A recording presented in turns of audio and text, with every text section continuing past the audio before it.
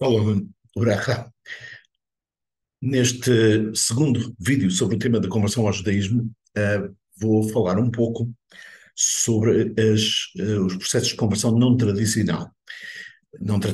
E aí acho que talvez a maneira mais, enfim, honesta até de começar é por dizer, obviamente, que o meu ponto de vista nestas coisas é um ponto de vista tradicional. E, portanto, eu terei todo o cuidado em apresentar os processos de conversão não tradicional. Terei todo o cuidado de os apresentar com a maior honestidade que consigo, mas também tenho noção, obviamente, que é uma visão das coisas que poderá não ser necessariamente a visão que essas outras correntes dentro do judaísmo poderiam ter. Mas dito isto, uma vez que o objetivo também é ajudar a todos a perceber onde estamos, como digo, isto é a minha visão sobre as coisas da maneira mais clara e transparente possível.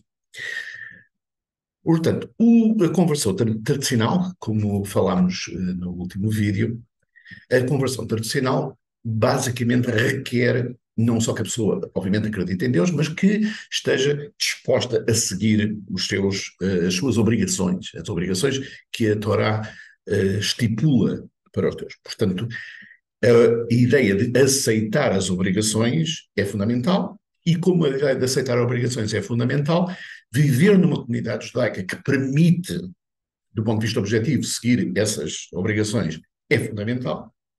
E, por outro lado, viver num contexto familiar judaico também, nomeadamente se forem marido e mulher, serem os dois judeus, só um não, isso não poderia funcionar porque, mais uma vez, se a condição objetiva do ponto de vista do lar não funciona, então não podia, a pessoa não pode estar a comprometer-se que vai fazer porque as condições objetivas não existem para fazer.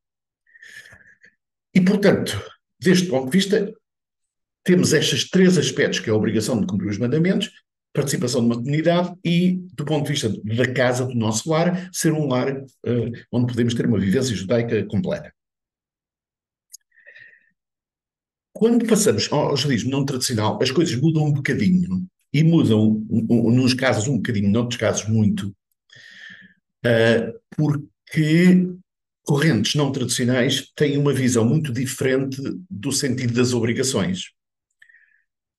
Ou seja, quer as correntes Massorti, conservadoras, quer as correntes mais liberais, mais reformistas, são correntes que têm uma noção muito menos restritiva, digamos assim, em relação à obrigação dos mandamentos. Ou seja, eles têm uma visão de que os mandamentos não são exatamente obrigatórios, e tudo isto deriva, agora vamos pôr a coisa também, digamos, a sua origem, tudo isto deriva do facto de que as correntes liberais, reformistas e má sorte e conservadoras, no limite, eles não acreditam que a Torá é a palavra de Deus.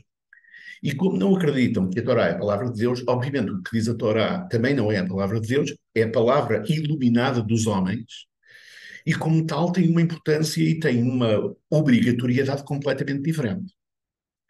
Portanto, quando eu digo assim, que na Torá diz faz X, Y e Z, quando do ponto de vista tradicional diz isto é a palavra de Deus, não é? É a Torá, do ponto de vista não tradicional é dizer isto não é bem a palavra de Deus, é a palavra de seres humanos que a escreveram com grande iluminação, talvez com grande inspiração divina, mas é a palavra dos homens. E, portanto, não tem essa obrigatoriedade. E isto é muito importante perceber, porque imediatamente muda completamente o contexto das coisas.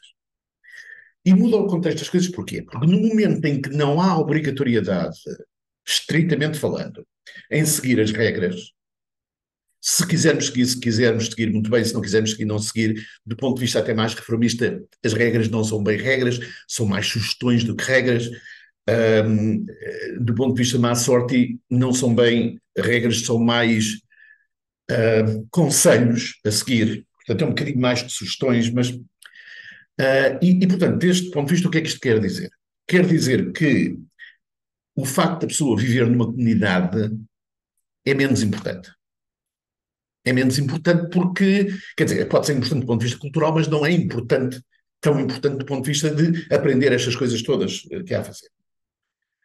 A pessoa ter um cônjuge judeu também não é tão importante, porque uma vez que as obrigações não são assim tão obrigações, são ou sugestões ou conselhos, pronto, não tem problema. E, portanto, do ponto de vista dos mecanismos, o que significa é que o processo de conversão é um processo essencialmente de aprendizagem, mas é um processo de aprendizagem que acaba por ser muito mais cultural, histórico, do que religioso. Não quer dizer que não seja, porque reparem, o problema aqui também é o seguinte: quando se fala numa conversão tradicional, nós temos os parâmetros muito bem definidos. Quando se fala numa conversão não tradicional, os parâmetros não estão definidos, por definição, não é? Porque não é tradicional, portanto, há uma imensidade de variedades das coisas. Eu não posso dizer que a conversão não tradicional é isto. Não é porque são muitos istos. Pode ser muita coisa.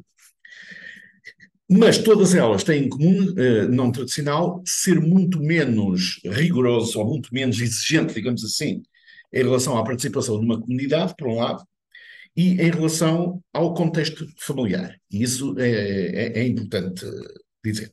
Do ponto de vista depois do Bet Din, se por acaso houver um tribunal rabínico, e normalmente má sorte e tem, o movimento reformista às vezes tem, outras vezes não tem, aí varia muito. Por exemplo, a imersão no mikvé, muitas vezes nos contextos reformistas não é necessário. No contexto má sorte, pelo que eu sei, eles requerem sempre.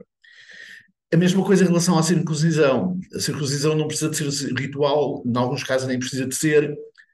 Portanto, digamos, um espectro muito grande em relação à expectativa, não só em relação às pré-condições para chegar ao processo de conversão, mas também ao próprio processo do Bet Din e o que o Bet Din espera da pessoa.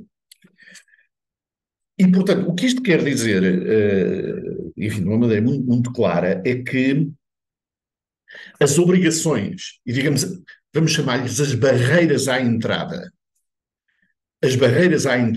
nestas formas de judaísmo são muito mais leves. São muito mais leves. Portanto, é muito mais fácil. Vamos dar só um exemplo para vermos exatamente o que nós estamos a falar. Do ponto de vista tradicional, a pessoa, para observar o Shabat, por exemplo, não pode nem trabalhar, não pode guiar o carro no Shabat, não pode ver a televisão no Shabat, não pode usar a eletricidade no Shabat. É assim. Essa é a maneira tradicional de interpretar os judaísmo. E, portanto, nomeadamente, a coisa mais importante, neste contexto, nesta conversa, é que a pessoa não pode conduzir, não pode guiar o carro até à sinagoga, tem que ir a pé. Se a pessoa não vive dentro de proximidade da sinagoga, não consegue ir a pé. Ou seja, uma pessoa, se não vive dentro da comunidade, é impossível fazer a conversão. É, é que não tem não é possível. Quer dizer, a pessoa pode ir aprendendo, pode ir continuando, mas em última análise tem que estar integrada na comunidade. Quem tem que estar ali para poder até nos Shabat, no dia santos, então, caminhar, não guiar o carro, caminhar. Reparem, do ponto de vista de má sorte e reformista, isto não existe porque a noção que eles têm, enfim, com todo respeito, é que não há nenhum problema de usar eletricidade no Shabat, é a opinião deles, não há nenhum problema com isso, e também não há nenhum problema em guiar o carro até à sinagoga, ou enfim, haverá várias variantes aí, mas a partir do momento em que não seja um obstáculo guiar o carro até à sinagoga, significa que a pessoa pode viver a 100 quilómetros da sinagoga e ir à sinagoga no Shabat, ou no outro dia. E, portanto, o requisito que tem a pessoa viver no contexto comunitário é muito mais leve também. Okay? Portanto, as conversões não tradicionais significa, como digo, que a barreira à entrada é muito mais baixa. É muito mais fácil entrar. E isso, digamos, é a boa notícia, porque muitas das pessoas que estão interessadas, que estão aqui no nosso grupo Gesher, têm essa dificuldade, porque estão longe de comunidades, não, enfim, pronto. Portanto, poderá alternativas não tradicionais serem mais fáceis e mais realistas, até não é mais fáceis, é mais realistas de concretizar. Agora, temos que olhar para o outro lado da moeda, que é Conversões não tradicionais são não tradicionais, portanto, são versões são interpretações do judaísmo que não são muito antigas, são interpretações que têm a legitimidade que têm, não vou discutir isso, não é a questão para aqui, mas se o que a pessoa interessa é o judaísmo como foi praticado há 500 anos ou há 1000 anos, não é isso. Não essas não tradicionais. Os nossos antepassados em Portugal não faziam esse judaísmo. Os nossos antepassados na Alemanha, ou onde quer que seja, há 500 anos, há 1000 anos, há 1500 ou 2000 anos, não era esse o judaísmo que seguiam. Portanto, depende de onde a pessoa esteja. Se a pessoa acha que a Bíblia é a palavra de Deus, eles não acham. Quer dizer, se a pessoa disser, eu acho que a Torá não é a palavra de Deus, tudo bem, a pessoa pode acreditar no que quiser, isso é completamente livre, mas será que existe sintonia entre o que nós pensamos e a posição não tradicional? Portanto, há essa questão, ou seja, a barreira à entrada é mais baixa, mas também onde estamos a entrar tem menos características, tem menos sabor, vamos pôr assim, tem menos sabor. Se o que nós queremos é um prato genuinamente judaico, com todo o sabor judaico, aquilo já não tem tanto o mesmo sabor. Também tem um bocadinho, mas não tem tanto o mesmo sabor. Portanto, esse é o outro lado da moeda de ser uma barreira mais baixa à entrada. O outro problema, que é um problema que para mim, de alguma maneira, é um bocadinho ainda maior, é que uma conversão não tradicional não é universalmente reconhecida. Tipicamente, e eu não estou a fazer juízos de valor, se deve ser, se não deve ser, estou a dizer como é, os factos que são. Uma conversão não tradicional não é reconhecida em Israel, por exemplo. Ou seja, se eles quisessem ir viver para Israel, quem quisesse viver para Israel com uma conversão não tradicional, não podia ir para Israel com a lei de retorno, não era considerado judeu. Se for uma sinagoga tradicional em qualquer parte do mundo, não é considerado judeu. Se uma pessoa, por exemplo, fizer uma conversão reformista e quiser ir a uma sinagoga Massorti, conservador, não os consideram judeu. Ou seja, o único tipo de conversão que é aceito por todos, é a conversão ortodoxa, a conversão tradicional. A conversão tradicional vai a uma sinagoga conservadora, vai a uma sinagoga reformista, é aceito por todos. O contrário não é verdade. E, portanto, tem essa desvantagem. Repare, se a pessoa não tem a menor intenção de viver para Israel, se a pessoa não tem a menor intenção de algum dia ir e viver e integrar-se numa comunidade tradicional, bem, tudo bem. Então, não tenho problema. Mas é importante perceber o outro lado da moeda. A barreira mais baixa significa um reconhecimento muitíssimo mais baixo. Portanto, as coisas são o que são. Assim mesmo. Portanto, dito isto, o que é que nós queremos ao assumir o judaísmo? Depende, cada um de nós, cada um de vós, neste caso, tem que dar a sua resposta. Qual é a conversão, se é conversão, mas para quem tem perguntado sobre a conversão, qual é a conversão que é boa para mim? É difícil dizer, isso é uma resposta que cada pessoa tem que dar, e eu poderia ajudar numa direção ou outra, mas cada pessoa terá que dar a sua resposta.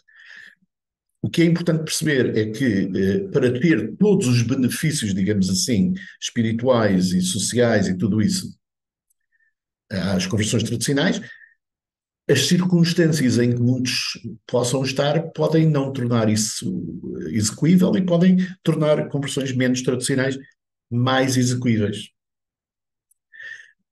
Dito isto, mais uma vez, o ponto importante é deixar muito claro todos os parâmetros de conversão ao judaísmo das mais diferentes maneiras. As perguntas, encorajo perguntas a serem feitas neste contexto, quer do ponto de vista privado, quer nos nossos grupos públicos, mas estas coisas privadas é um bocadinho melhor, penso eu. E tudo o que for possível ajudar num sentido ou no outro, eu ajudarei. Mas, portanto, digamos, estas são as realidades, Shalom, Ubrahá.